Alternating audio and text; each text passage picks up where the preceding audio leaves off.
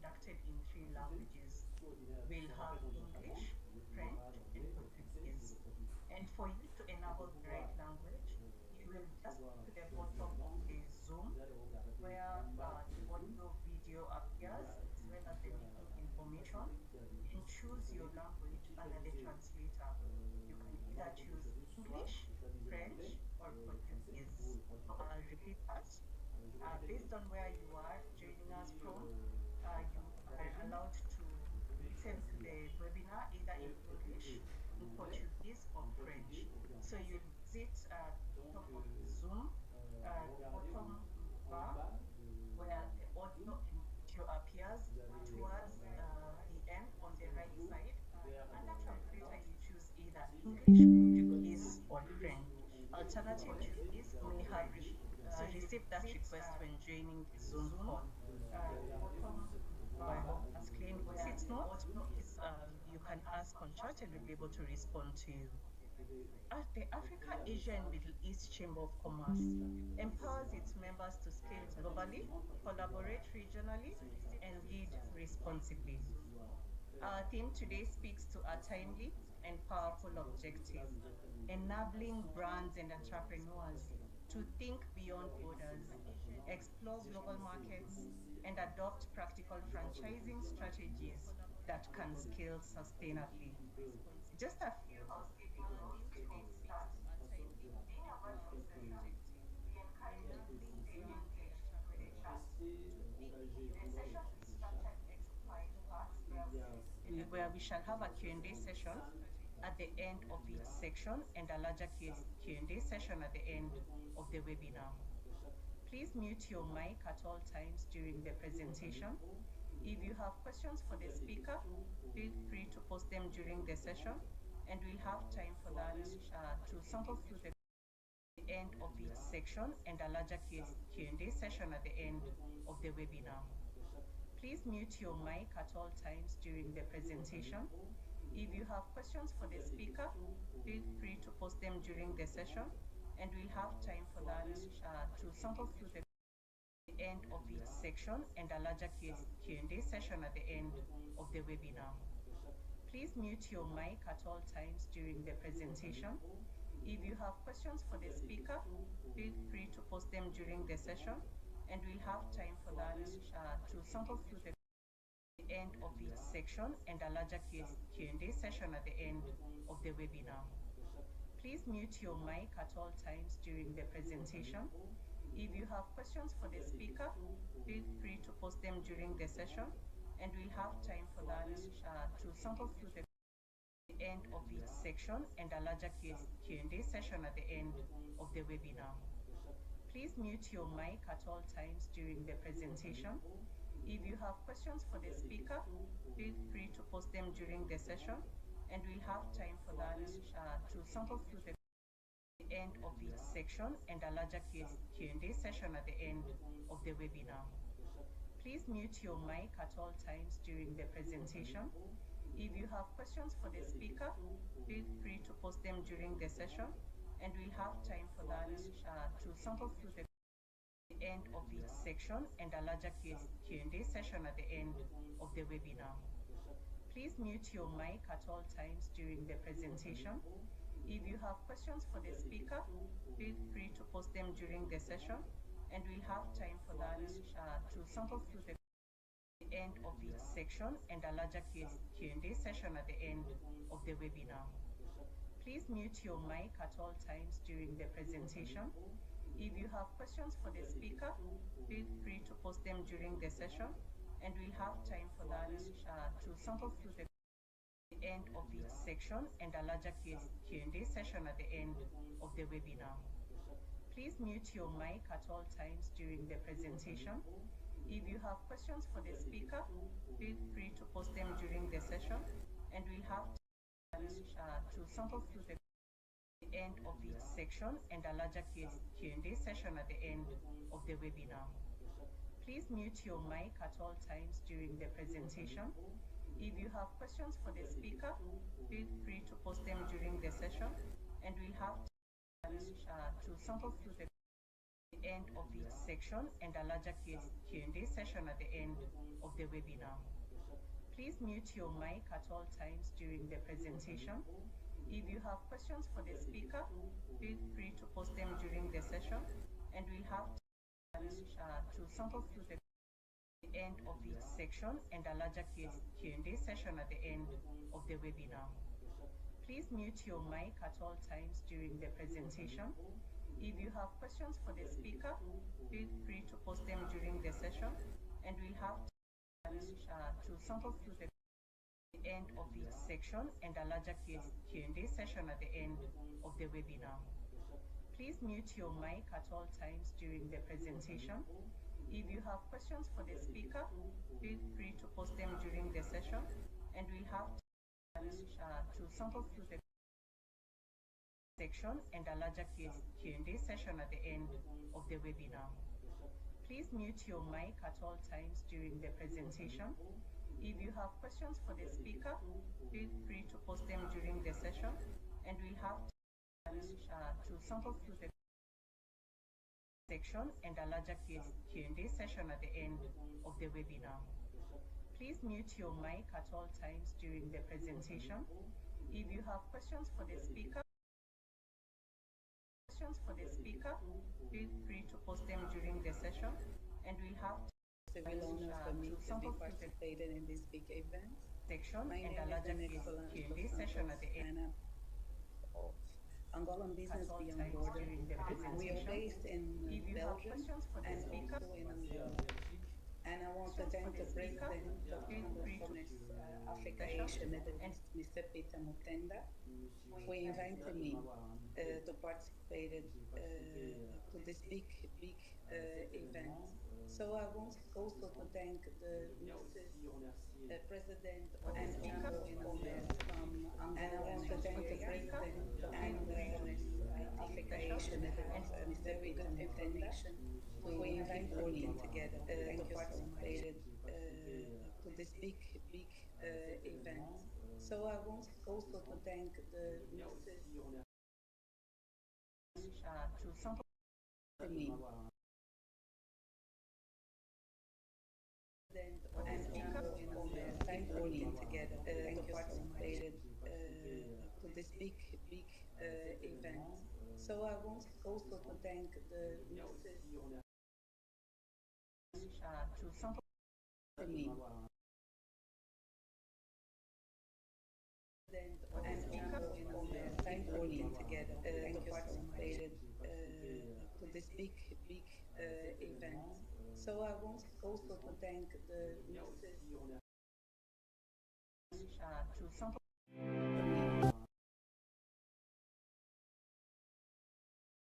and Chamber of Commerce, thank you for being together to participate.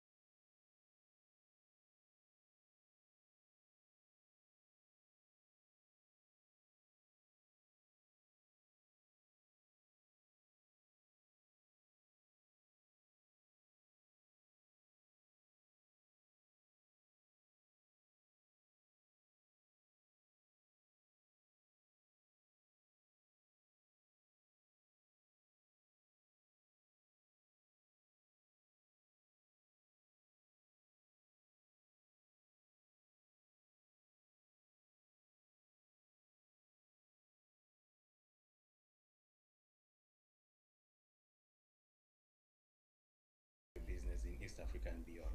Thank you. Back to you, Peter. Thank you very much, Mr. Byron, the lawyer in the house. Madam Ruth, Business in East Africa then and we beyond. finish with Thank you. Back to you, Martin. Peter. Thank you All right, very much, greetings everyone. Mr. Yes, my Byron, name is Ruth the Wambua. lawyer in the I'm house. in the area of ICT, presently working for the Madam University of Ruth? Nairobi in Management Business in Information East Africa Systems. and I'm a beyond. licensed there. Thank you. Back to you, Peter.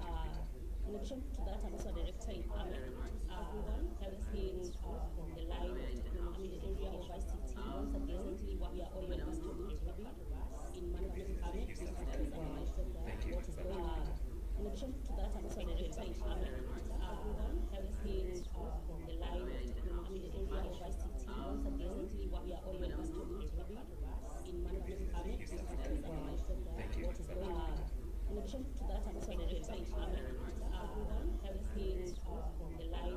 I'm in the area of ICT. Once again, recently we are all in the University of Nairobi in Management Aamecc East Systems. Africa and I'm a beyond. licensed there. Thank you. Back to you, Peter.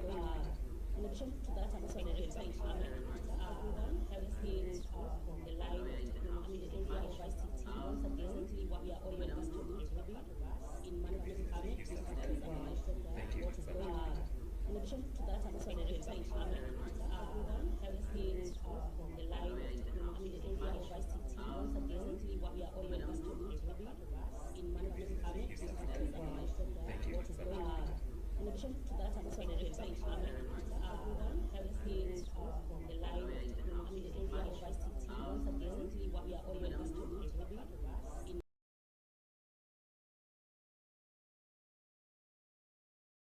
Back to you, Peter. In addition to that, I'm also a director in Aamecc. Everyone, everything on the line. Lawyer in the house. I'm in the area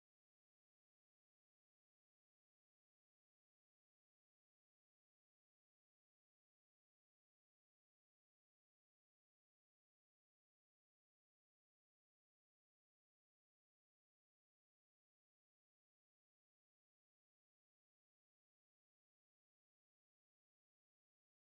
we are all in the University of Nairobi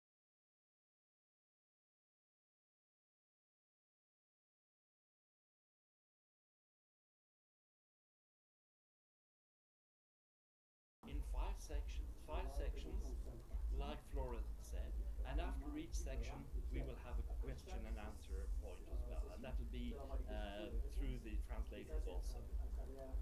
So the five sections I want to look at are, firstly, what is franchising? I'm very familiar with franchising, and I know some other people on the call are also very familiar with franchising.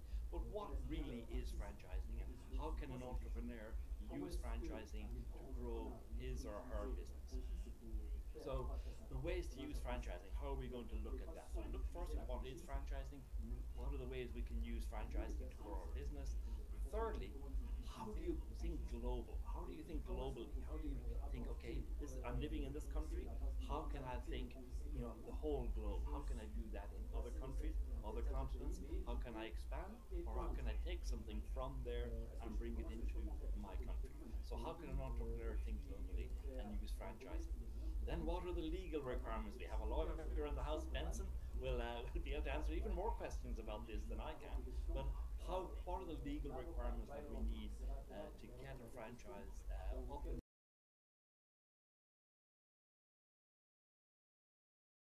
we have what we call operations and technology. So I will look at operations and technology within this just to see where we are and what we do within that. What type of operations do you need? And what type of technology do you need to support that as we call operations and technology? So they're the 5 areas we're going to be looking at.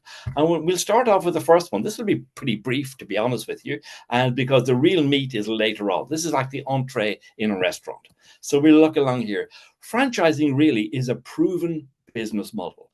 That's really important because the business model has to be proven. You can't just wake up one morning and think, oh, I'll do a franchise and then go and get other people to invest. No, you can't do that. You have to prove the franchise model first. So prove the business model first and then you systemize it. So systemization is really key to franchising. It's probably the really unique part of franchising is there are systems and processes that are designed so the experience you have in one unit can be replicated in another unit down the street or in the next country or in the next continent. Here's a few examples. I mean, this is interesting.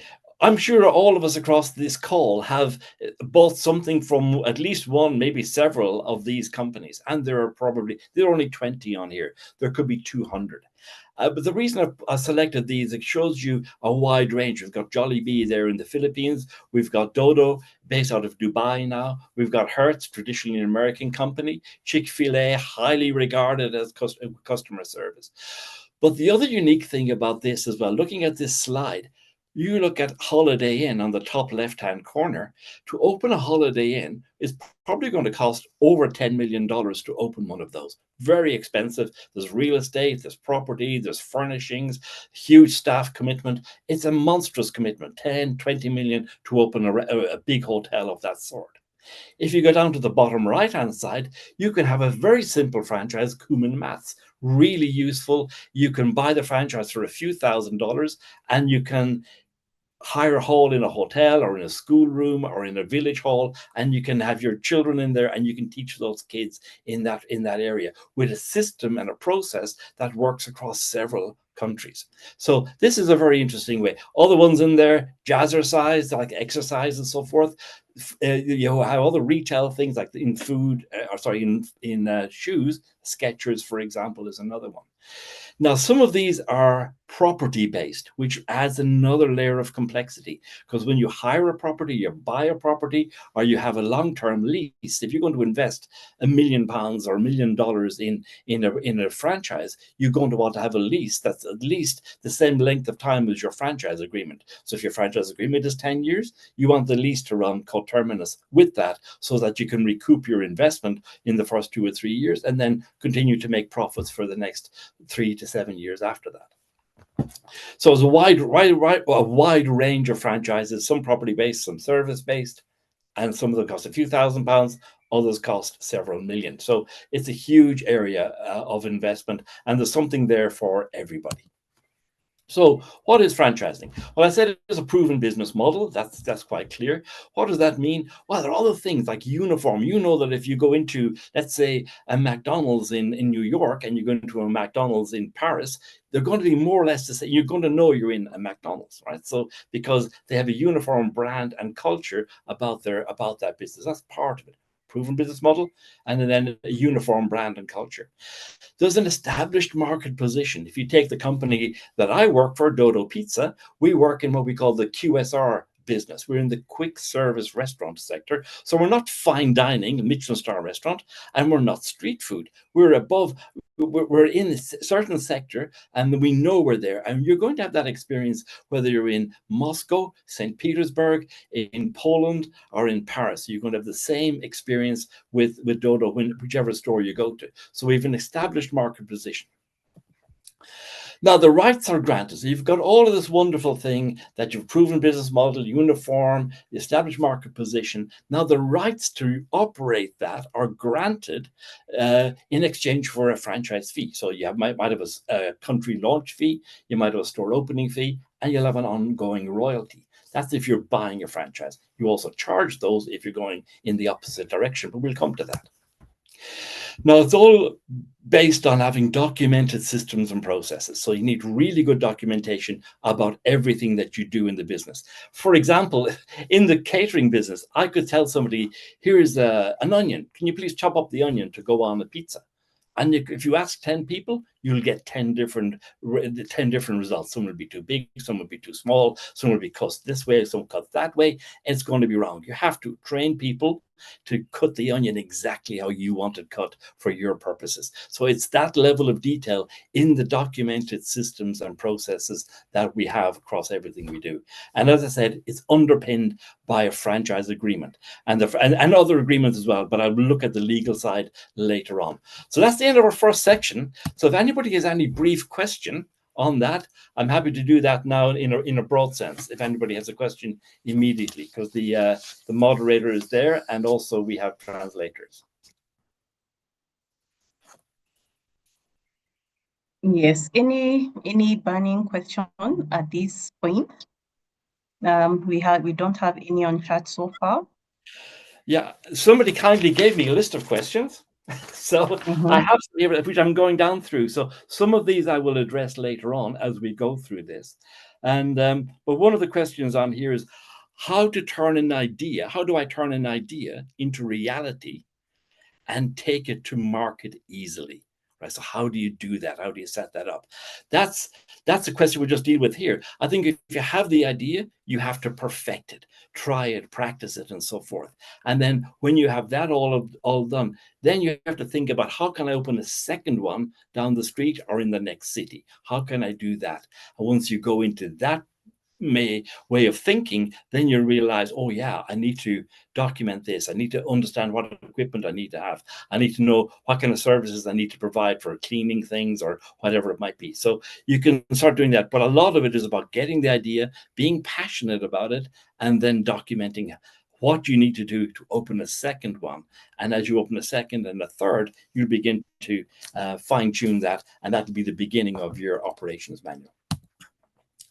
So how to use franchising? There's two pathways we're going to explore here, right? So one of the pathways, two pathways, one is create. If you're a really creative person, you're passionate about something, you want to do something, you want to create something, whatever it is, and you want to bring it out to the world, you can create one. So that's one way of doing it.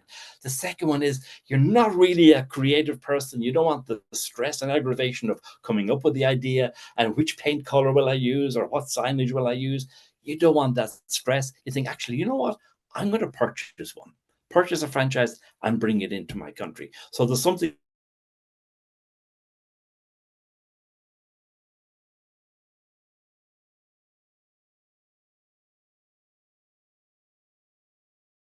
creating your own. Yeah. Then I'm going to look at the benefits of buying one.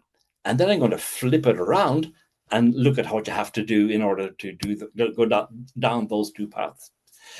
So the first one is why create your own? Well, you might be, I know a girl actually, not too far from you, South Oxford. She's only young. She's about 22, 23. She left school, didn't want to go to university. She wanted to make bread.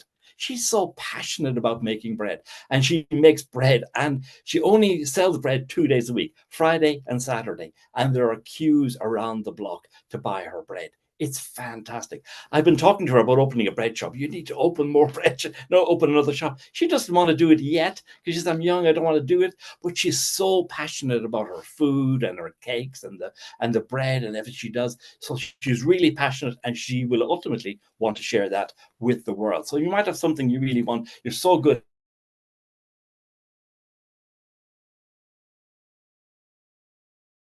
You're trying to drive the top sales, your people have left, you have to hire more people. You've got all of those operational day-to-day worries that we all have to encounter at the operational end of the business. But then how are you going to look at the new product offering and look at the Christmas offer, or look at what's going to happen when schools go back, and how are you going to create a product or a service to fit with all of that and have new marketing ideas? Well, part of this is the parent company already have these ideas in train, and they're already doing this for you. So you don't have to be all the time creating. You can focus on execution rather than creation. That's the real benefit of purchasing. More secure. Any questions on that?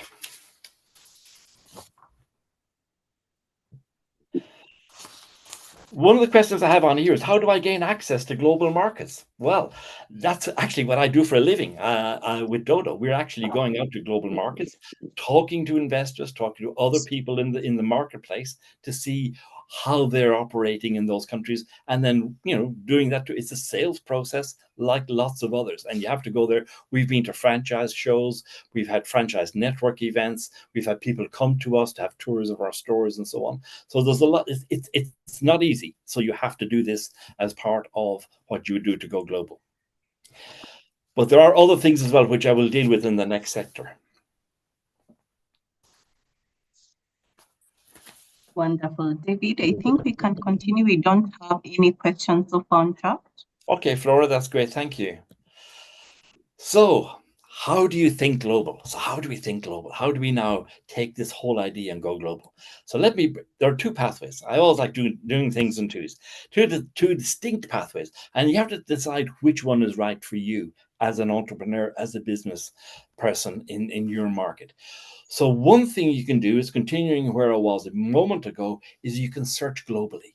Go out there and look at the global market. What's out there that I think I could bring back? If in my case, what can I bring back to Oxford from, let's say, Mexico? What's in Mexico that I could bring to Oxford that would really set the place alight and be exciting? So search globally to find a proven model and then see if that's right to bring into the country. The second thing you do is, okay, I'm in business. I'm in the burger business. I'm making a really nice burger. And I think now I'm going to systemize everything, do all of this. I'm very successful in the business. I've opened 1 store, 2 stores. If you're in Nairobi, go to Bun and Beef over in the village market. Absolutely beautiful. And Zach, who's created this concept, he needs to take that global because it's a beautiful concept. So he now needs to systemize and put all the processes in place to take that into other global markets. So you can then either you go searching for something externally and bring it in, or take something like you're currently doing, systemizing that to take it externally to the global market. So what do? Do your homework. And now I've underlined home here in the homework, because you need to look at your domestic research. You think, if I'm going to buy a franchise from somewhere else in the world, what do I think? Where's the greatest need at home? Where's my greatest need in Angola or in Kenya? Where's my greatest need? Where do I see the greatest opportunity? So do the domestic research. You want to be open-minded in franchising. I'm a restaurant guy. I'm a pizza guy, really. And I think, but there are other things. There are car dealerships. There are software. There's education. There are hotels. So do your research. Be open-minded about the sector, and just decide, okay, actually, this really makes sense to me to do. And then, is there a growing requirement in your country to do this? So what's the growing requirement? Where is the need? Where can you really fit in and do something exciting? Because ultimately, you want customers, you want to be able to grow the business and so on. So where is the growing requirement at home that you can see something coming in? You see people doing something, okay, I see a better way of doing that, and I can bring that into my country. Now, you need to dig deep as well to understand the performance. What do I mean by that? Well, if you look at somewhere and you think, oh, that looks very interesting, you think, well, okay, how profitable is that? What's the longevity of it? Can it really work? And if you can, really start asking people. When our founder, Fyodor, when he set up Dodo, he had a hunch that there was something to do in food. He then worked for a big burger chain for a short period of time to get a feel for that. He thought, not really where he wants to go. He then went into an international pizza brand, and he went there and he worked there for a while. And immediately he could see, yes, there are issues here, there are problems here, so I can solve these problems. And so he actually went to the trouble of actually working in these industries for a short period of time to get a feel for it. But also go online, dig deep, find out what works, where the need is, try and find the profitability of the stores as well, and talk to other entrepreneurs and see what they're doing. So these are some of the things with the homework. Now, in terms of research, you have to go externally and ask questions. One of the first questions is, can I trust this brand? What do I mean by that? Well, are they just there to take a quick buck, take some money out of my pocket, and then disappear? Or are they going to be there in 5 years' time, in 20 years' time? Recording stopped. There you go. Recording is stopped. Can you trust this brand? That's one of the key things you have to look at in here. Then, is the brand itself growing? So this is one of the key things we look at. In one of the presentations we had at a show in in Saudi Arabia a few months ago. This is one of the key questions. Is the brand growing? Now, why is that important? Well, has the brand caught the imagination of the consumer? Is this really catching the imagination of the consumer? Is it going somewhere? Is it really on trend with what's happening, technologically, with AI and with other things, whether it's crypto or whatever? Is this on trend? Is this brand really now in that sweet spot where it's actually catching the imagination of the consumer of the day? Because if it's catching the imagination of the consumer in one market, the chances are that's going to transfer. That enthusiasm will transfer to another market. Is there a culture fit? That's a very interesting question. We opened up a pizza store in China one time, and it didn't go down terribly well. Recording in progress. So we didn't go down terribly well because it took us a while to figure out that cheese isn't necessarily part of the common diet. So we have to not only introduce them to our pizza concept, we have to introduce them to pizza. Full stop. So is there a culture fit? Will it really work? And can you get something that's going to fit with the local culture and whatever it might be? If I take an education franchise, for example, some countries in the world value education more than others. So people are willing to invest a little extra to make sure their children get the grades. But in other countries, actually, they don't really value education as much. So therefore, they don't want to invest in that. So is there a culture fit? Will it fit with the need of the community as it stands? How much do I need to invest? This is a really important question, because you don't want to have misaligned expectations. You need to know that it's going to cost you X to do it. No point, or 5X. No point in thinking, oh, it's going to cost me 3X, and you find actually it's 5. So you need to make sure that you understand how much you need to invest, and that investment goes in different parts. So what does the package include? So you may have a country launch fee, as I said earlier on. Every time you open a new branch, you might have an opening fee. You might have an ongoing royalty. But then you think, okay, what's the capex? How much capital do I need to invest to open up a gym, for example, or to open up a pizza store? How much capital do I need? Because in total, and then how much cash flow do I need before that store reaches profitability? So it might be that you have a country launch fee of, let's say, 100,000. You might have an opening fee of, let's say, 5,000. You might have a royalty of 5%. The capex might be $100,000, but it might take you 2 months or 6 months or even a year to get up to profitability.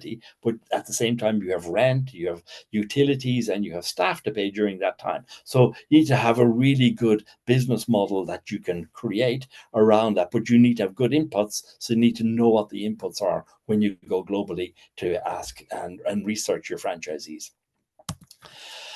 And then what support do you get afterwards? What support do you get? And I mean, it's really important, because you don't want to be, you're working on your own, but you're not alone. That's the key thing with franchising.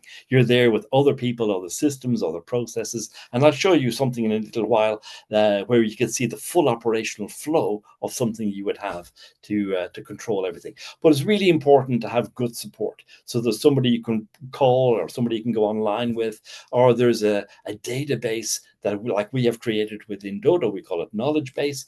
And there are thousands of articles in there now on everything you could possibly imagine. Almost every issue we've encountered in the last 14 years is documented with a solution in that knowledge base. And these are things that occur again and again and again as we open new restaurants, hire new staff who haven't encountered those before. So that support is massively important.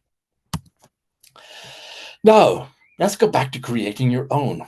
So all those questions that you're going to ask and research, if you go externally, other people are going to ask you. So they'll say to you, oh, hello, that's very nice. These are the things you need to have. So now you need to build your own model. So now you need to do all the hard work. You need to create and operate a successful business. So this is the first thing, right? So to create your own, you have to, operate a successful business and document all of your systems and all of your processes.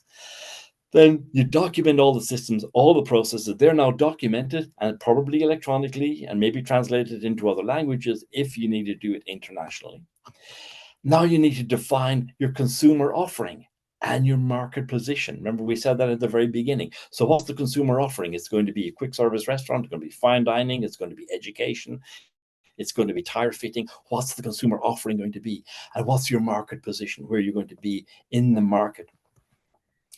And then you're going to define what the franchise offering is going to be. We're going to give somebody a franchise.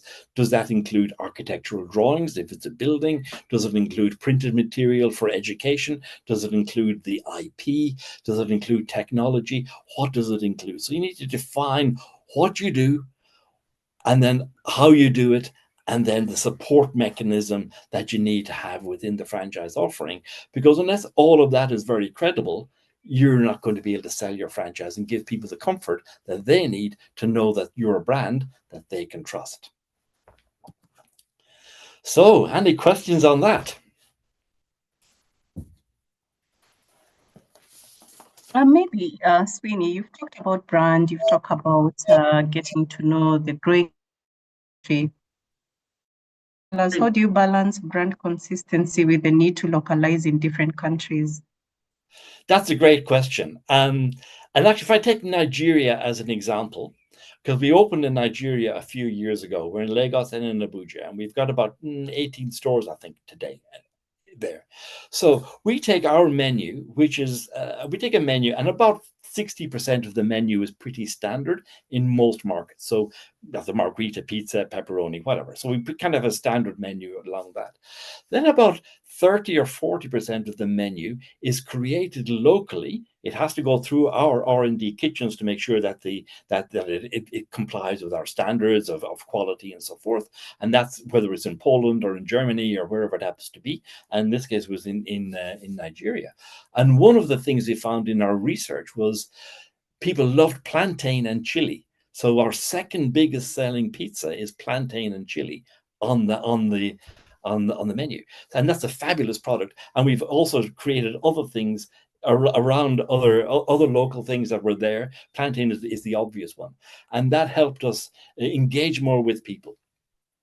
Now, secondly, you can take people on a certain journey, but you need to then look at payment methods, for example. So we have payment methods that are global, but we'll also look at local payment methods like M-Pesa and so on.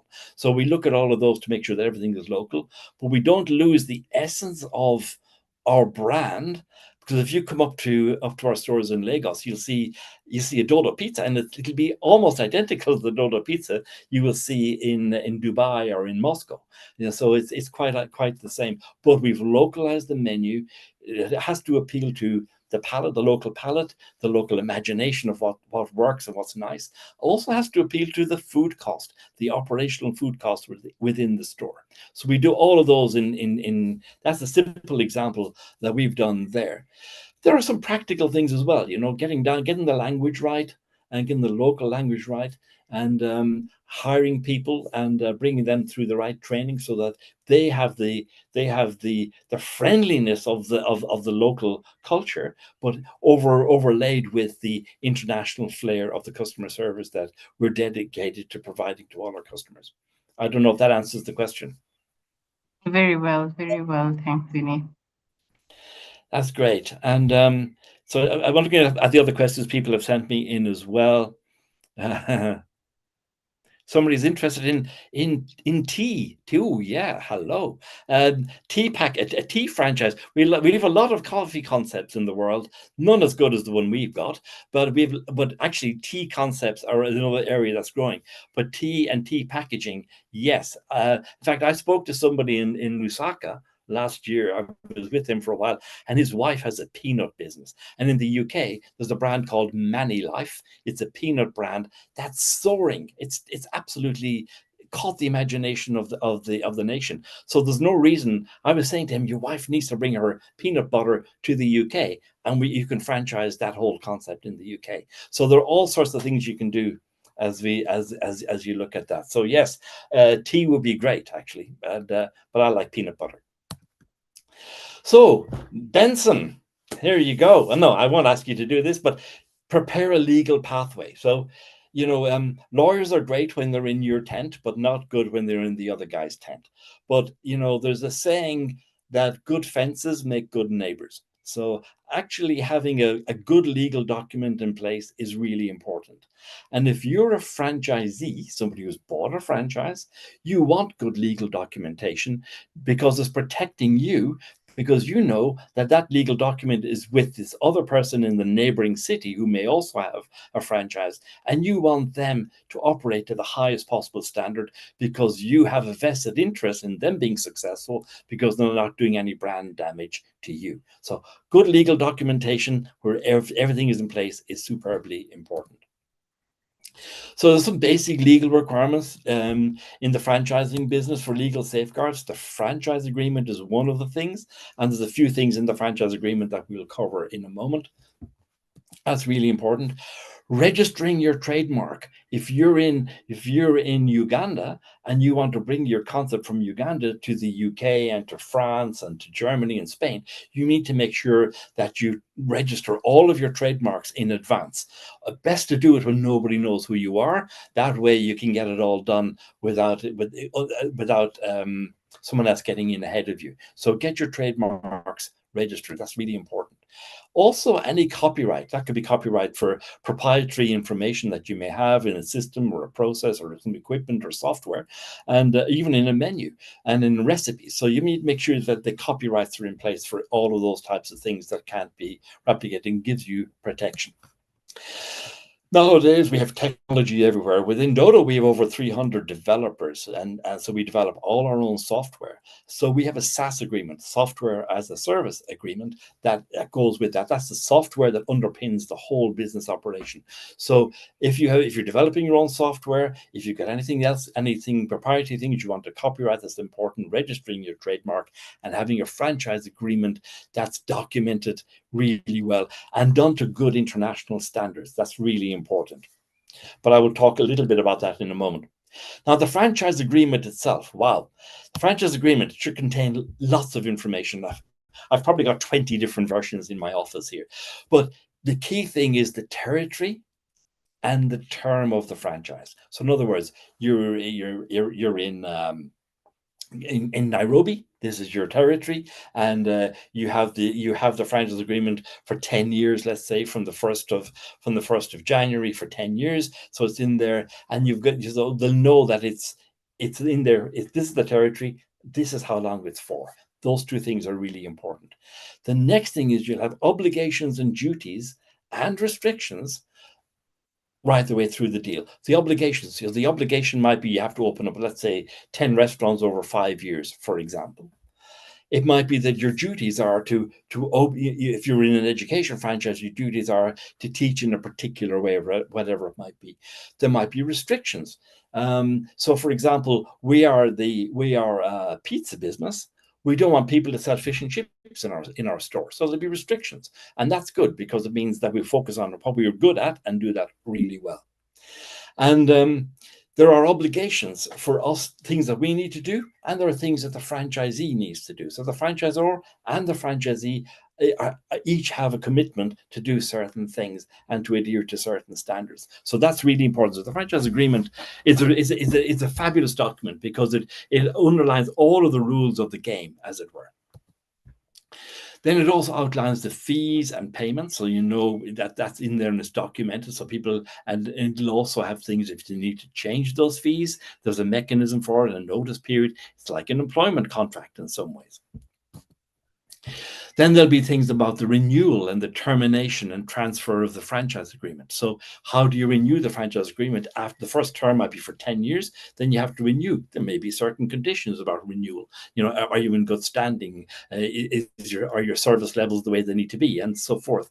There might be a requirement on you to refurbish part of the store, like the front end. Maybe the back end is fine. The kitchen might be good, and but the customer end might need to be redesigned or redecorated to make it up to the current design standards and so on. And then if you want to transfer the franchise agreement, it might be that you want an exit, you want to retire, you know, or heaven forbid, we'll all at one point pass away, but what happens your franchise agreement at that point? So all of those eventualities are documented in the franchise agreement, and that's really key.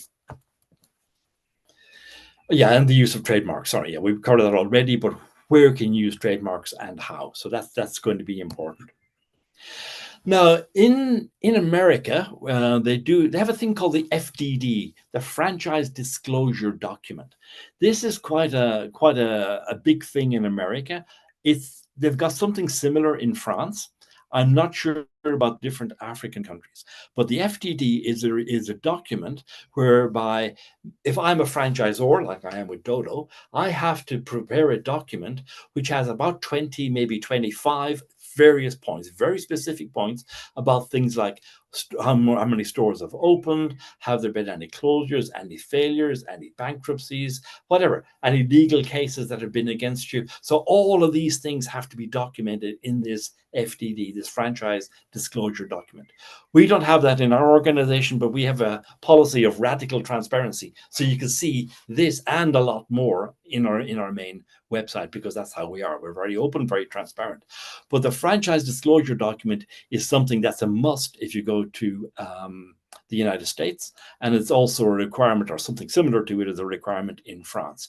So this is something that would need to be prepared, and it's long and tedious to do this, but it is there are specialists who do it, and there are specialist lawyers who prepare all of these documents for people as well.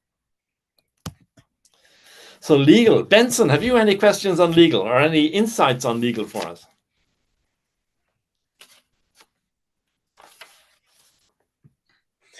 This is Byron. Not really Byron, a question, not really a question per se, but maybe just a comment. In terms of the franchise agreement, one of the other key important thing perhaps one might need to consider is also the dispute resolution mechanism. You'll find that in most franchises, they are multi-jurisdictional, and consequently, it is important for the parties to agree on how to arbitrate on a dispute. How do you agree on the referee in line with ensuring that the defense is actually good? That's right. Sorry, I called you Benson. Byron, what's wrong with me? You're absolutely right. And actually, one of the things that we have in franchise agreements, like for example, here in the UK, it's very common to have legal disputes resolved under British law, under English and Welsh law, specifically here. This is quite common, and so so the jurisdiction is really very important, because because we want to make sure that everybody's playing, as it were, to the same rules, and it can be adjudicated in the same court. Absolutely. Yeah, and my experience, you avoid going to America with legal disputes because they like their paperwork in America, bless them. Anyway, all right. So operations and technology. This is our fifth area. So we're actually making good progress here. So operations and technology. So what do I mean by that? Well, we have a thing called an operations manual. Okay, so the operations manual literally documents everything. So this is in various areas here. Here I've just dealt with image, the brand guidelines. It's almost like a marketing brand manual. So there's definitely one of these as part of the franchise, so people know the brand guidelines. What colors do we use? What Pantone colors? We have oranges. Our orange, black, and white are our big colors with Dodo. But it's not just any old orange. There is a specific Pantone color that we need to use for our signage, for our print, for everything else within the paint and in the store and so forth. So brand guidelines are really important. Color for decor and so forth. Even things like fonts, colors, and the kind of styles we have in print media. And what's the language? What's the tone of voice? Is it very formal and stiff? Or is it kind of fun and funky?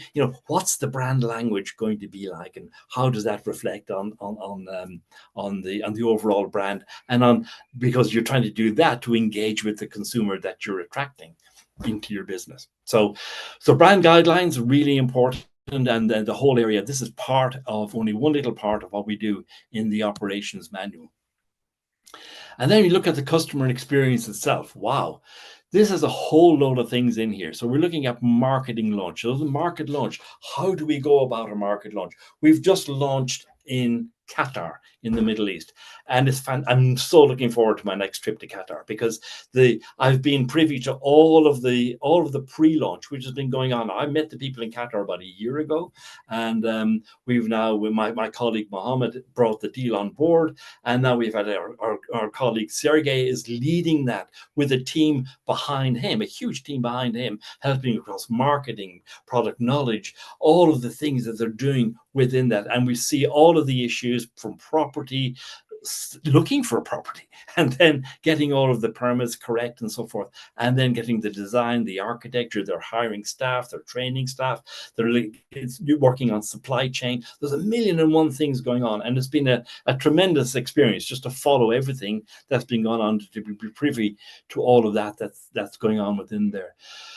But within the documented processes at the store level, we also have things like all of the product knowledge that we have is in there, and particularly the benefits of any product that you have. If you go into a restaurant and you say, "Oh, I want this," I think, okay, that's the product.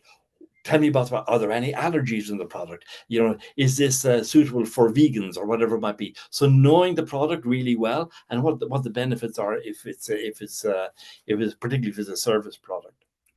Delivery time, are we fast? Is it quick? What's the customer expectation going to be here in the store that you have? Or if you order something, do people expect something to be delivered in 24 hours or in 28 days? I'm old enough to remember ordering things and expecting it 28 days. Now I'm kind of disappointed if they don't have next day. So, I mean, the world has moved on. Training manuals, how do you train people again and again so everybody does the same thing consistently right the way across? Those training manuals are really important, and this is across everything in the business. How to wash a floor, how to cut an onion, how to answer the telephone, everything is part of that training manual, and you have that as part of the induction for new staff coming on board as well.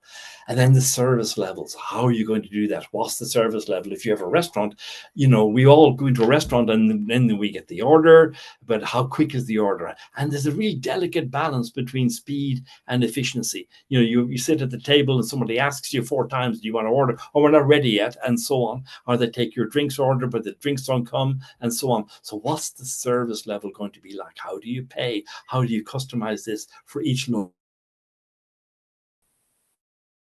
Complaints and refunds and policies on that. So all of this is documented in the operations manual, and that's key to every business. Some are really simple, some are more complex. If you look at a huge hotel, they will even tell you how to make a bed, how to put the sheet in here and then tuck it in afterwards, and you can't undo it when you go to bed. But anyway, you've got all of those things. All of those things in hotels that you go to people have been trained to do it in a particular way, and it's going to be consistently done all the time.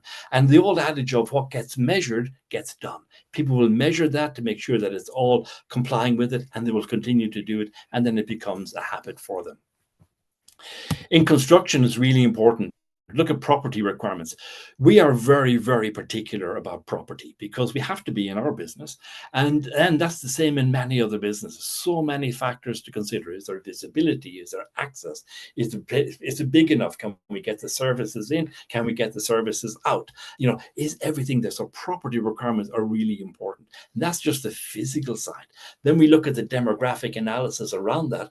Within a 5 or 10 minute drive time of that store, is there enough of a population there with a desire to eat our pizza so we can actually make that store profitable? So you have all of the property requirements are important.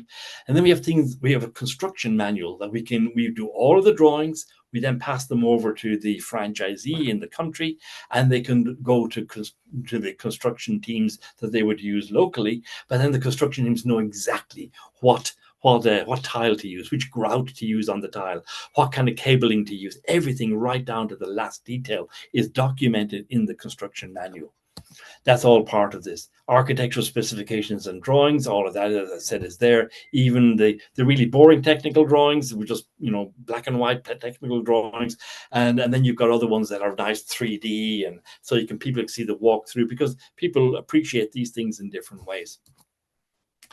The equipment, all the equipment list, specifically what is it? What's it going to do? What size does it need to be? What capacity does it need to have? What power does it have? Is it gas? Is it electricity? Is it solar? How are we going to power this? And so on. So all of those details are there. Nothing left to the imagination. Now, digital technology, wow. As I said, we had 300 people working for us, but digital is ultimately it's about the customer, because the customer is really king. The customer is typically the only one who's going to part with money in this. So we need to make the customer experience really, really good. And so we're used to digital. There are some of our customers who want to pick up the phone or want to walk into a store. So how do we make that customer experience really good and make it consistent? And how do we use digital technology to make that a consistent and a really good experience each and every time they do it? The second thing is it enables the business. If you have a business that requires technology or any kind of a process within the business, you then need a flow that goes through the business. So how do we capture that flow all the way through the business? And there'll be points where it changes. So if you've got something that, like in our case, the pizza business, we have a pizza that comes in, we know, well, okay, first screen, what size is the dough ball? The next one is, okay, what kind of sauce? Is it tomato sauce? Is it ranch sauce? Then the next one is the toppings, and it goes into the oven. Every time it changes direction, it leaves an electronic signature behind it. And then we can analyze the business. Is our oven big enough? Do we have enough people on the make line? Do we have enough drivers on? So you can fine tune everything so that the customer is getting the pizza hot and accurately and on time and so on, but also making sure that the store is managing the inventory and managing the labor in the way that's most efficient, because ultimately you're in business to make a profit. So let's make this really as efficient as possible. We also have a lot of integration. So you might want to integrate with your payroll system, for example, with your account system. If it's going outbound, inbound, you might want to integrate it with your online ordering system, or maybe with a third-party provider like a Deliveroo or whatever it might be. Then measuring and reporting. We have a huge investment both in report analysis, and you really need really good report analysis, and not just the operational things that happen in the business, but also analyzing your marketing. Where did this customer come from? What marketing message made this customer want to buy the product? What was their call to action? What really made it happen for them? So all of that's really important. So measuring everything and being able to have really good reports is crucially important. And you can really only do that nowadays with good digital technology. Some of this, like us, we make our own. We have 300 people, but doing this. But there are also some really good proprietary systems you can buy off the shelf and then have some customization. All of us in business have had small websites where we can buy a shell, and we skin it up and we put our thing on it. That's really good. The same with ordering apps and so forth. So there are things that won't have everything you want, but they'll do quite a bit. So one doesn't have to create technology totally from scratch. You can actually buy some really good software, customize it slightly, and bring that into your business, particularly you're interfacing with the new digital world for marketing. Communication is also important. How do you communicate with your customer? So, for example, in our case, we've all used things like Yango and Uber to order cabs. And we see our cab coming towards us. That's quite exciting. Even if you have to wait 2 minutes, that's okay. Wait 8 minutes. It's okay, because you know your driver is coming. He hasn't just disappeared.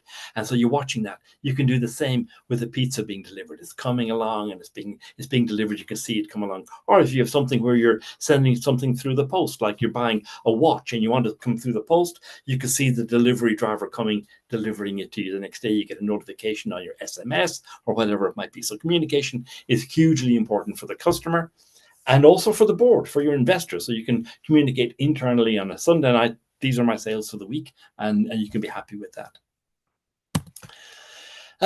Now, I said I would show you a little something of Dodo's. If I can do this. Now, bear with me, because I'm going to try and do this with some technology. Now, that's going to be fun and games. Now, this is, can people see this? A web page? Is that coming through, Flora? No, I can't see it. Oh, yeah, no, it's come through. Okay. I just said to everybody, this is what we call knowledge base, okay? This is an electronic operations manual. Okay, so I just want to show you this. This is what a modern electronic one looks like. So up here on the right hand side, it's all about Dodo, about us, everything we do, the cultural side of it, and so forth. Country launch. This is our technology. This is a marketing, product marketing, into R&D, the R&D manual, how you create a new menu. The operations, how do you make a pizza, and so forth. What's the equipment we need? The new store opening, the standards and ratings. So all of that, and if I look at like a new country launch, all of these things, the subsection within that, everything is in there: finance, legal, product menu, procurement, and Gantt charts and spreadsheets for every eventuality right the way through the project. So everything in here is being updated on a regular basis. So it's not a dead document, it's a live document, and it's been created. Anton up here and Sergey, I know Anton and Sergey really well, and these guys are brilliant. They're out there on the front line, they're encountering new issues, and they're updating this all of the time. And you can see this is available in different languages. So this is a typical operations manual. This gives you everything that we need to do to launch that. The partners team, how they train people and so on, looking at all the finance and legal things that we have in there, preparing a master franchise agreement and review of that, terms and conditions. All of these are covered within within the agreement. So it's quite unique to be able to do something as cool as that. So you can still see my screen? Yes, yes, we can. Good. Okay. So that is, so I don't know, any questions on any of that area? Just to remind us that we're looking really at technology, operations manual, and how we do all of that. Any questions from our audience?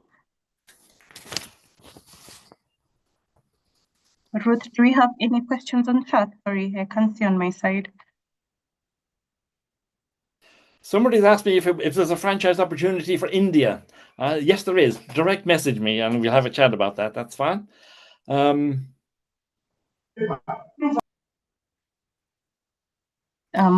actually one question here as well, Go ahead. David.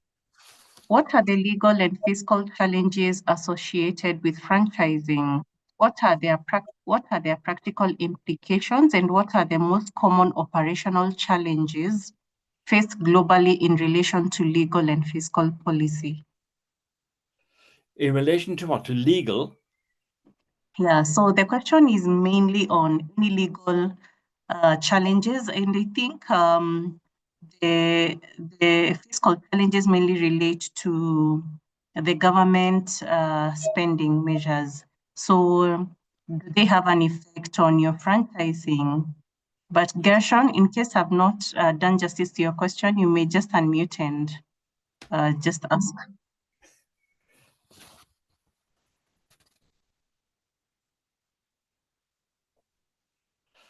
Yeah, I think mainly, David, it's any legal challenges associated with franchising and its practical implications. Legal challenges. I guess there are different. I think a couple of things come to mind. Firstly, you will find that there are people who have your brand, and that's like we talked about registering trademarks, and you'll find that all of a sudden somebody will pop up with your name over the door. And that's a challenge. So you may have to say, actually, how do you now approach that? It's always best to have a friendly approach, in my experience, first, because they might be unaware, or they might be unaware of that you even exist. That might be one thing. They might be unaware of the implication of what they've done. So having a friendly approach to them is often a good way of doing it. If that doesn't, then you talk to a friendly lawyer like Byron, who can put a letter together and outline the severity of the breach that they have committed. So that's one possible way of doing it. I think you also mentioned in there government legislation and so on. Well, of course, every franchise has to work in each country. So it may be that you have to change that in one country or another. For example, I know that McDonald's do alcohol in France, for example, but that's not common in any other area, because it brings other things. You've got licenses to comply with. If you sell alcohol, you have to have security, you have to have age barriers and age verification systems in place and so on. So there may be requirements there. Other simple legal things, we've opened restaurants, and then we've put tables and chairs outside, and somebody from the council comes and says you can't do that without paying a license fee, and then you have to go and apply for that and so forth. So normally those kinds of things are okay, but in terms of the franchise agreement itself, it's most countries will have specific requirements, and we always go through a local legal entity to make sure that the franchise agreement is in compliance with any local regulations that may be required there. Okay. I think the second part of the question was, what are the most common operational challenges faced globally in relation to legal and fiscal policy? I think it's getting it done again and again and again, making sure there is consistency. And because not everybody, this is where training is really important, is getting people to see the world like you want them to see it. And that's not always easy, because you can train. That's why you have to train people really well. So the operational challenges, some people can be, we've all walked into stores, whether it's a retail store or a restaurant, whatever it is, and we've come out feeling unhappy because we haven't been treated well, or you find the staff are talking to each other and not talking to you. And so those types of things, but those things need to be trained. So I think those kinds of operational challenges, and it's mainly down to training. And I think that's probably the single biggest one. People are your greatest asset in a way, but in a way also they're your greatest liability, because if you buy a machine and it has a certain specification, you plug it in, it does what it does. But every human being is different, so they need to be trained. And so that's going to be, they're the best asset, but they're also the one that you need to train and manage the most. Oh, wonderful. The other question is from iPhone. Noela, I think I may need support on this one. My Portuguese and French translators to just read out our question. And as they look towards that, the other question is, what's your advice on getting financing for your own franchise? Right.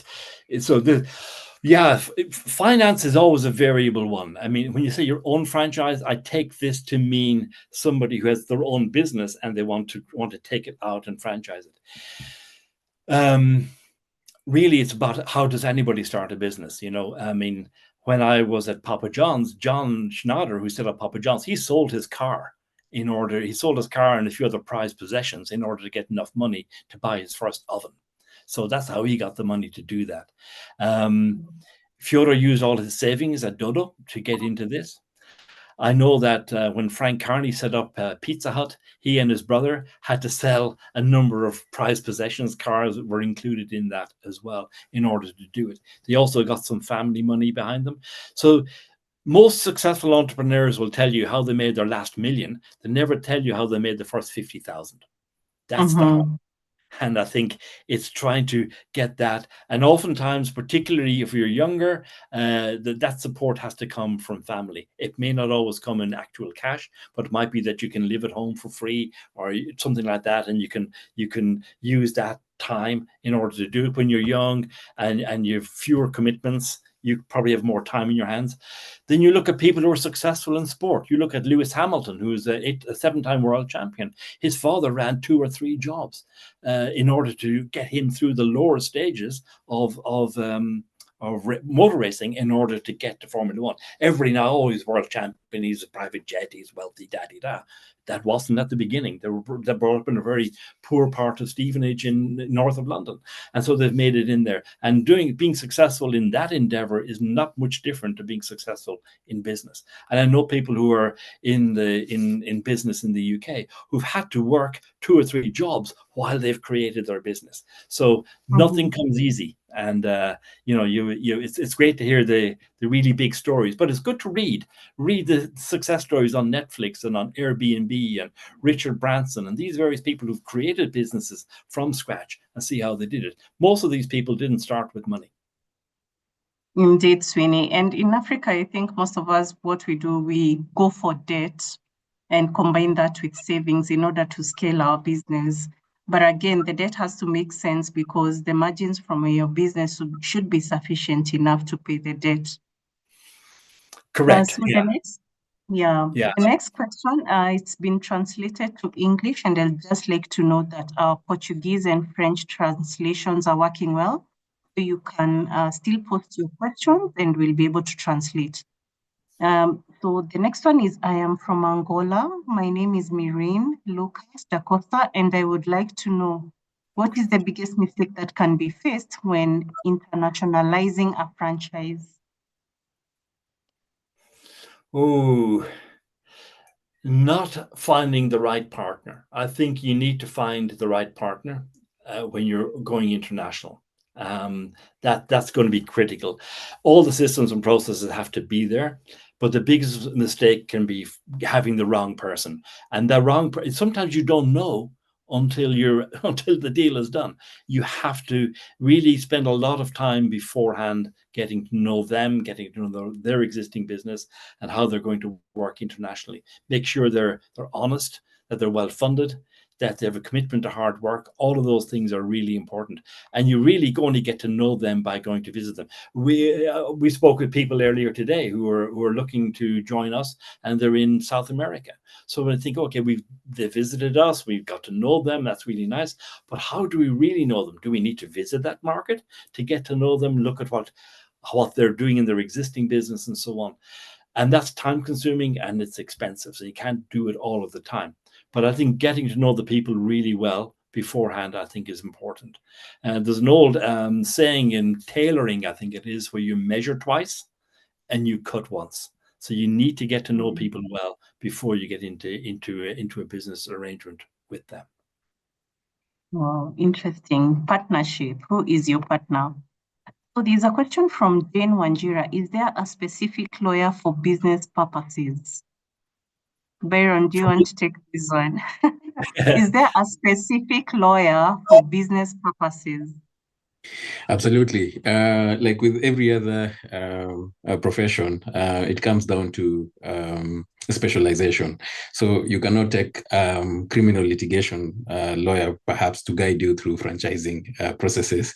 You need someone who understands the local business terrain and is able to scale it up to the international balance, if you may. Yeah. Mm-hmm. Yeah. Yeah. In fact, there are quite a few here in the UK that are specialist franchise lawyers. And indeed, also you get specialization within the bank as well, which is quite interesting. Okay. I think we have another one for you, Sweeney. How much do we need to start a pizza business or another type of business? And as you respond to that, also tell us, why is Dodo Pizza not in Kenya yet? We're trying our best. It really depends.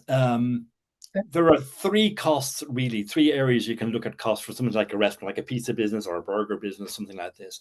One of them is the leasehold improvements, so the construction, building it, putting tiles up, wiring, floating, generators, all of that. So that's one part of it. That's about a third of the cost goes into that. And then about another third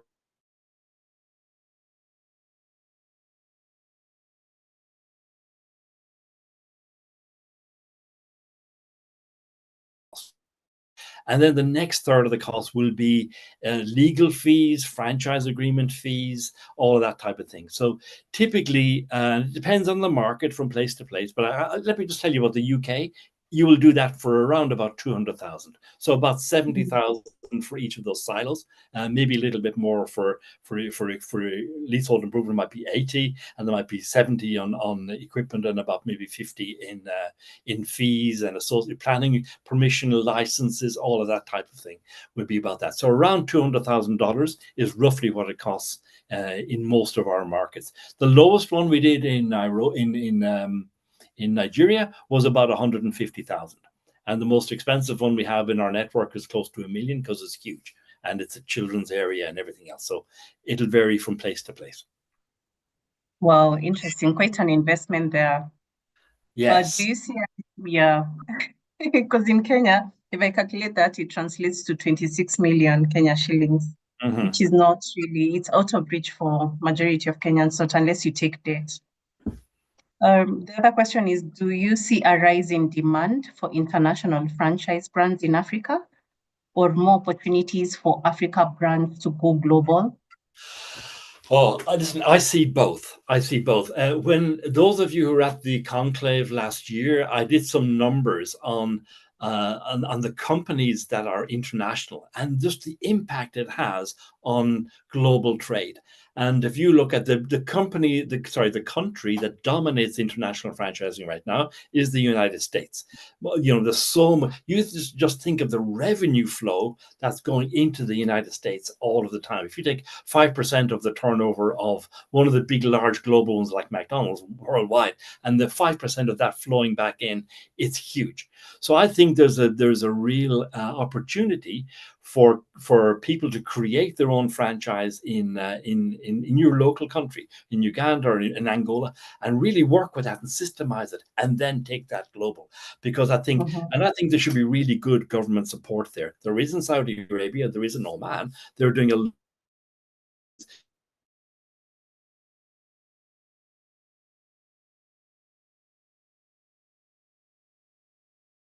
coming back in.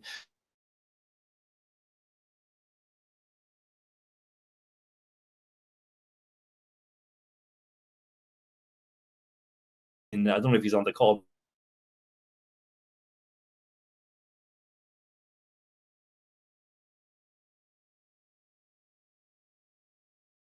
Honestly, it's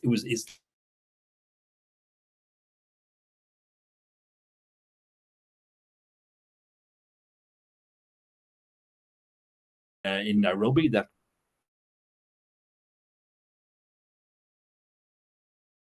One person from the audience saying they can't hear, but probably you may need to check your network. So there's another question here, Sweeney. So we will try as much as possible to answer most of the questions. However, due to time, we may need to direct some of the questions to Aamecc, and then we'll coordinate the responses to ensure that we fall within time. And we also address all your questions conclusively. I'll just pick 5 so that we can wrap up the session, and then we'll definitely engage you with more sessions as we move along. So the first one is, how would you find a franchise to purchase? And as you respond to that, how do you get partnerships? Well, going back to one of the things I said earlier, how do you find a franchise to purchase? I think you can go, there are certain websites you can go on that are franchise sales. There's a French one called L'Express Franchise, for example, or if you check out an organization called the IFA, the International Franchise Association, there's the IFA, also there's the BFA, the British Franchise Association. If you go onto those websites,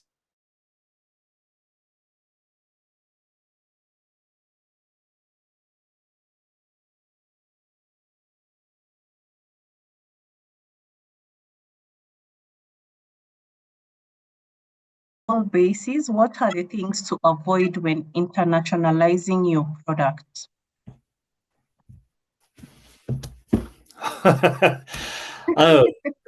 You don't know what to avoid until you bump into it. I think. But if you have a good franchise agreement, international franchise agreement, and the support of a good lawyer, all of those things in place.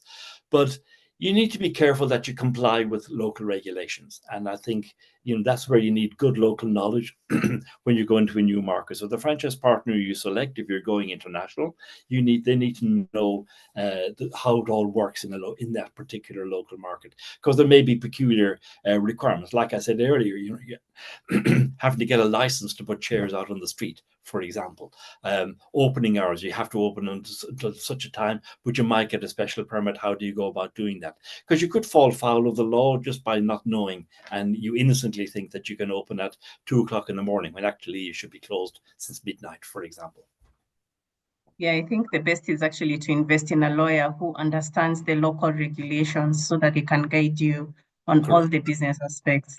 So there's another question here. Please, can you speak more on franchise for cybersecurity advisory?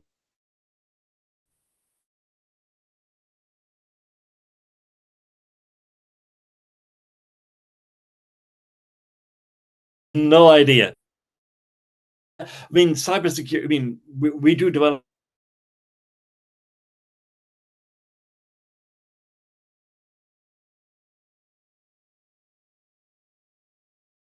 a lot of in the cyber world. We've had Marks and Spencers that you'll probably all have heard of. In the UK, they had their systems breach about 2 weeks ago, and bizarrely, you could only go into I went into Marks and Spencers, and they said you can only pay cash.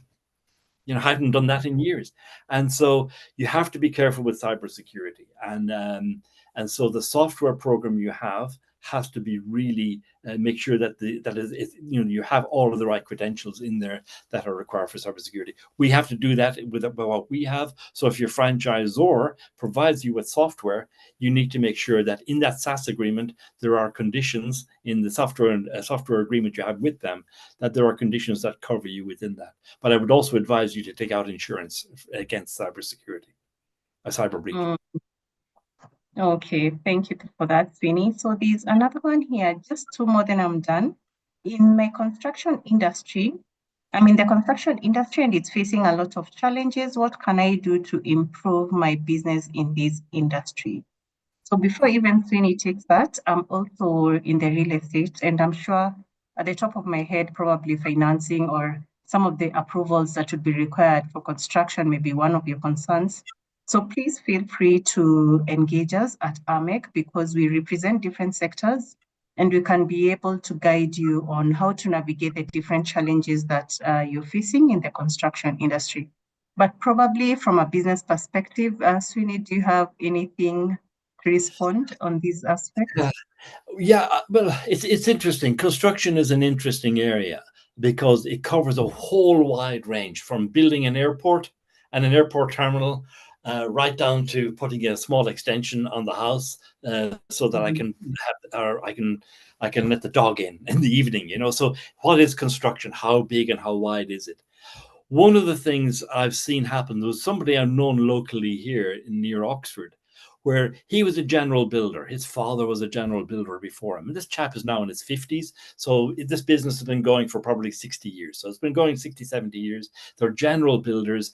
But, you know, it was really difficult for them. I met him at a show not so long ago, and they've stopped doing general building to specialize. And he's only specializing in a particular windows. These are timber windows.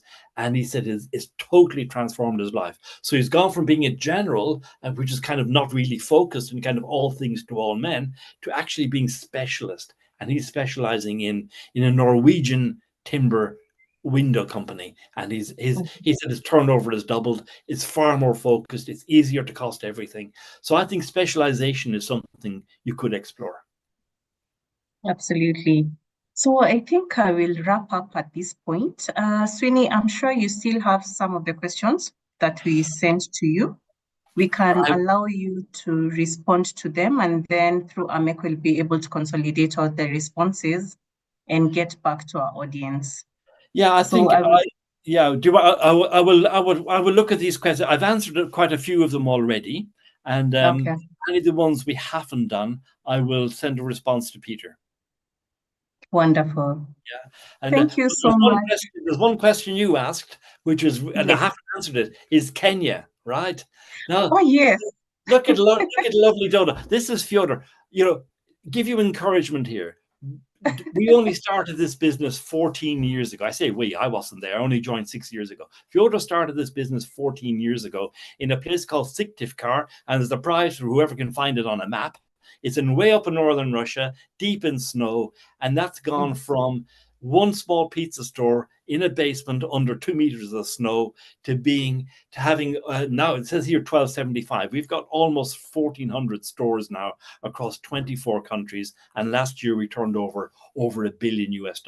So this is the kind of success you can have by going into franchising on a global basis. And the beautiful thing is we have all of this ready off the shelf for somebody to come to Kenya. We're talking to some people. We do hope it will happen, because we'd love to be in that market. But we haven't just stopped with pizza. We also thought coffee would be lovely. And here we have taken technology and brought technology to the coffee sector. So this is a whole area. Please, through Aamecc, come back to me if you want any information on this, and I will give you a presentation on Drink It Coffee and on Dodo Pizza, because we're very proud of what we've achieved there. Now, Richard Branson, I thought a nice little quote from him is, a business is simply an idea to make other people's lives better. The business is simply an idea to make other people's lives better. So we need to add value and do that with people. With franchisees, if you're a franchisor, you've only got your customers or your franchisees. And the need of my customer, the franchisee, the people in Nigeria, the people in Poland, their need is to be able to have a proven concept with documented systems. They want to have unlimited growth, open as many stores as they want. They want to be able to have predictability and consistency, which is really important. And above all, a good return on capital in a timely fashion. And that's me done, over and out. And you can get my details linked in on there if you want to do that. Wow, that's quite enriching. Thank you so much, Mr. David Sweeney, for that powerful and insightful presentation. I think you've truly unpacked the essence of what it means to move a business from local to global excellence. And I believe many of us here are walking away with those actionable strategies and, of course, a fresh perspective on what is franchising. So at this point, I think we've really answered most of the questions. I'd like to invite our president, Mr. Peter Mutinda, to just give us a summary and also a highlight of the next event before we wrap up the session. Peter, over to you.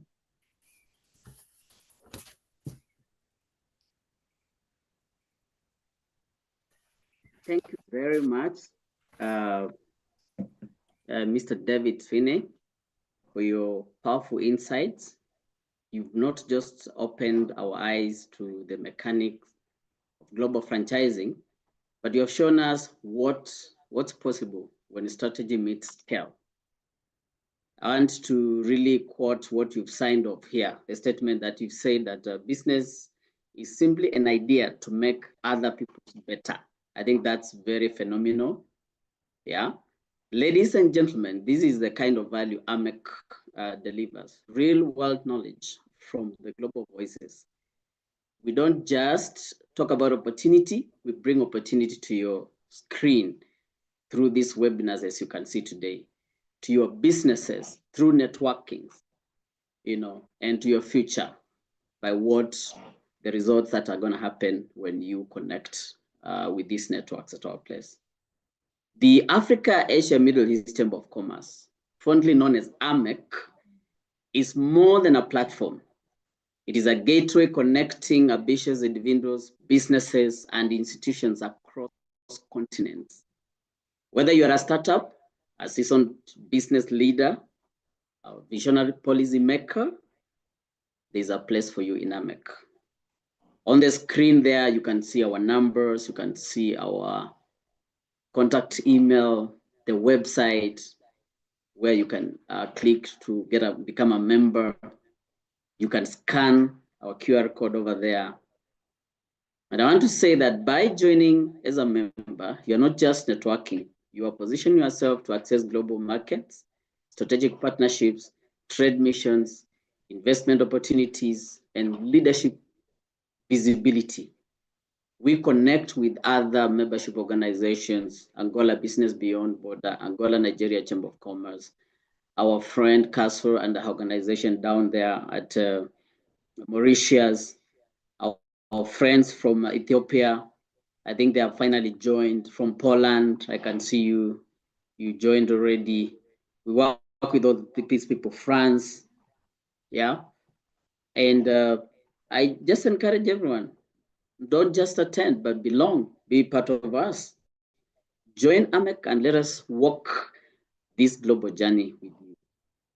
Okay, so before I introduce the next person, I just want to recognize Paul Katuse, the Professor Paul Katuse is a professor, is a Don at the university, USI University. Thank you so much for attending my mwalimu some years back. And we recognize what you're doing. You've invited us, you've invited Aamecc to speak to your students over there. And we are looking for the partnership that is underway and how we can work together with the USIU. Thank you very much. I'm doing this before I bring in our next speaker, Dr. Makwengo. Please, you can prepare. Thank you so much, Philip, Philip from Nigeria. I can see. Do you want to say hi in a minute? Yeah, thank you very much. It's an opportunity to be here. I think very insightful. I appreciate the organizers. Thank you. Thank you very much. We look towards working together. Thank you for the wonderful responses. Joy K, you're saying thank you, Mr. Sweeney. Very insightful. Appreciate so much. Alta from Zimbabwe, you want to say something? Just hello. We missed to introduce most of you guys. Okay. Dr. Nadine, UK? All right. Because of time, we have to move. Amel, Ethiopia? Yes, Peter. Thank you very much. Thank you. I think this is a very good presentation. Thank you, David. I think I joined lately, but it was really nice and interesting. As Peter has mentioned, I think from all African countries to the global, we really need action pointers how we can reach what has been mentioned and what are the next steps that will take us to meeting the objective. I think that I would like to just know that one. But let me introduce myself. My name is Amel. I'm from Ethiopia, a businesswoman. And currently I'm working in a program that on women economic empowerment initiated by African Union for East Africa region. So it's like this is very important and we really need to work together. We need to know what will be the next steps, how we can achieve what is intended to be addressed. Thank you, David, and thank you, Peter, for the introduction. You're most welcome, Madam Amel. I know what you're doing in many other countries, not just Ethiopia. And we continue working together with Aamecc and all our partners. We have so many all over. Yeah. So thank you so much, our attendees from all over the world. We may not be able to introduce everybody because of time. We're trying to keep time. And so I just want to say that for us to continue this kind of conversation, it is my pleasure to welcome our next speaker, webinar speaker, which will be on 29th of May, a Thursday like today. I don't think the people who joined, there are people from other time zones already, but it will be on 29th. We want to welcome our next speaker, a very distinguished economist and a voice of physical clarity on the continent and beyond. Dr. Augusto Makwengo, Chief Budget and Resource Management Coordinator at the African Development Bank, will be joining us live from Abidjan, Cote d'Ivoire. Today, he'll just give us a snippet, and then he will be speaking to us then. You can see the post on the screen, but most welcome, Dr. Makwengo. Thank you so much, Peter. Thank you, the team. Great job for Aamecc. And as Peter is saying, my name is Augusto Makwengo. I work for the African Development Bank for 18 years now. I work in the space of international finance and development in Africa. I am an award winner in the African Development Bank on a flagship initiative that is called PIDA, Program for Infrastructure Development in Africa. By the way, I'm from Angola, but for a long time, I don't live in Angola. So I'm happy to see a lot of people from Angola. It gives me joy. Look, it's important that after we have heard about franchising, it's important to know that franchise is within, the space of trade. We're going to talk next a session on disruption of trade in Africa, how to leverage the Africa Continental Free Trade Area to overcome challenges and drive, sustainable economic growth. Let me just tell you that Africa's trade potential is immense.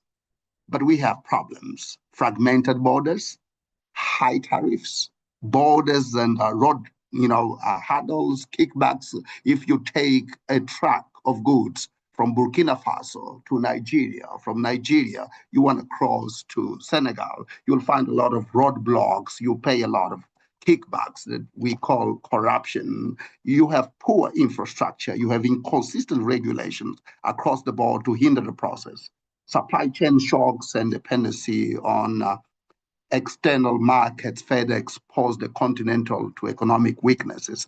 And that is bad for us. But we have an opportunity. This webinar next 29th will dive into real trade challenges facing Africa continent. Let me tell you, we're going to be very practical.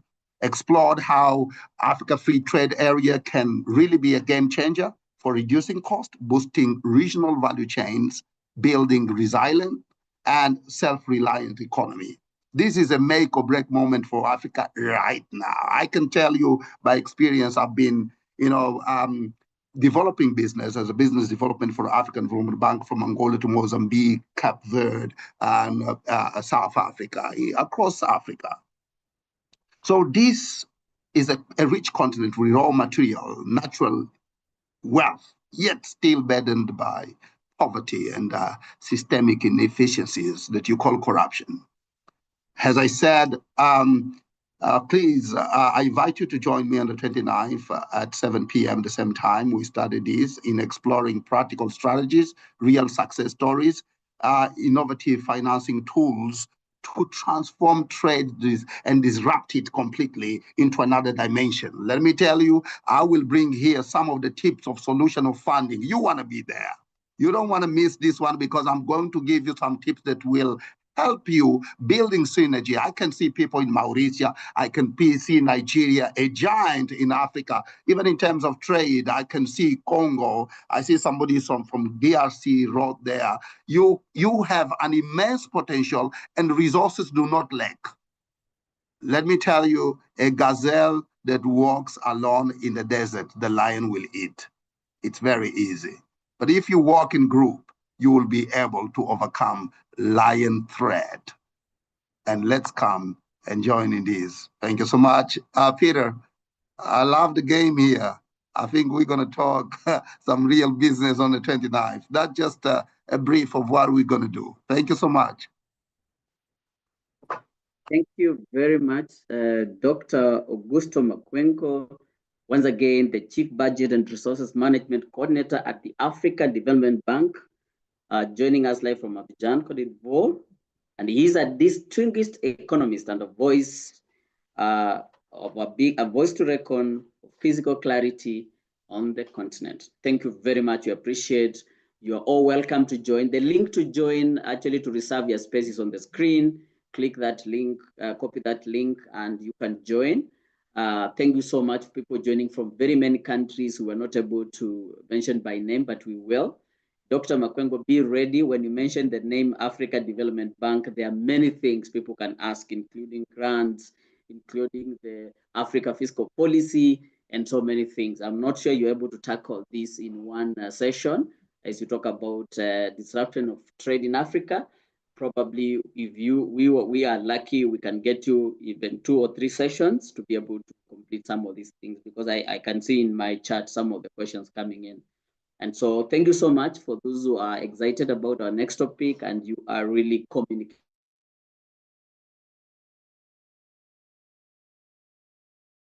Irish based in England, so much experience, and you have said we are going to continue the discussion. We are going to have this coming on board. We will respond to those questions. Please join Aamecc, ask those questions. We'll link you up to David, we'll link you up to Dr. Makwengo, and the many others. Actually, for your information, these two gentlemen, they are part of the board members of the Chamber of Commerce, Aamecc, in the diaspora out there. And we really appreciate so much. Thank you so much. Without further ado, be able to bring the meeting back to the moderator for closure. Thank you so much from Dubai, Ayesha. Yes, you're joined. We will be able to give you a session in the next moment. Okay. Thank you so much. We really appreciate your being here. You can watch the clip over there as we bring this ship to the shore. Many thanks, Peter. That's our president, Africa, Asia, and Middle East Chamber of Commerce. And indeed, Dr. Augusto, you've just given us a snippet and you can't wait for the session. There's a lot happening with regards to disruption of trade in Africa. Recently, we saw Trump take over, and of course, a raft of tariffs have been splashed on different continents, different countries, and which have a ripple effect even on Africa. So we are really looking forward to that event. We'd like to invite you to engage us at Aamecc. Give us feedback on how the event was. Any other areas you'd like us to support you? We are here to ensure that all your interests are met. So please get in touch with us. We are on LinkedIn, Instagram, all our social networks, and also on the website. So I'd like to appreciate each one of you. I express my heartfelt gratitude to all of you for joining us here today. It was quite an insightful and engaging webinar. First and foremost, I'd like to thank our distinguished speaker, Dr. David Sweeney. Indeed, your generous sharing of your expertise and inspiring us with practical strategies for expanding franchise business across borders is quite immense. Your depth of experience, clarity of insights, and engaging delivery have been truly invaluable. We would also like to acknowledge our partners, the Angola Business Beyond Border, for their continued collaboration and support in promoting knowledge exchange across regions. Special thanks to our board members, translators, and technical support team who made it possible for this event to be seamlessly conducted in English, French, and Portuguese. Your efforts ensured inclusivity, which is what we advocate for at Aamecc, and meaningful participation from across the globe. All attendees, thank you so much for your active participation, your questions, and thoughtful questions, which continued to ensure our commitment to learning and growth. We encourage you to keep channeling those questions through Aamecc, and we shall ensure that you get a conclusive response. We hope the insights shared today will serve as a catalyst to expand your vision and networks globally. We look forward to hosting you again in our upcoming session, which is the disruption of trade in Africa. Please stay connected with us for more opportunities to learn, network, and grow across continents. Thank you so much and have a lovely evening. Thank you. Thank you. Thank you. Thank you very much. Thank you. Bye-bye. Good night. Thank you. Bye. Bye-bye. Bye. Thank you. Bye. Thank you. Bye bye. Thanks a lot. Bye bye. Bye. Obrigada. Muito obrigada, muito obrigada.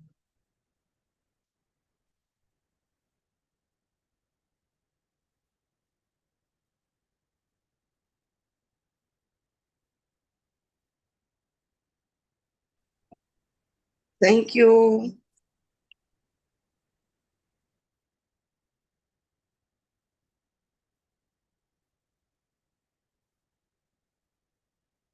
Thank you and good night, everybody. Thank you. Bye bye. Good night. Thank you. Good night.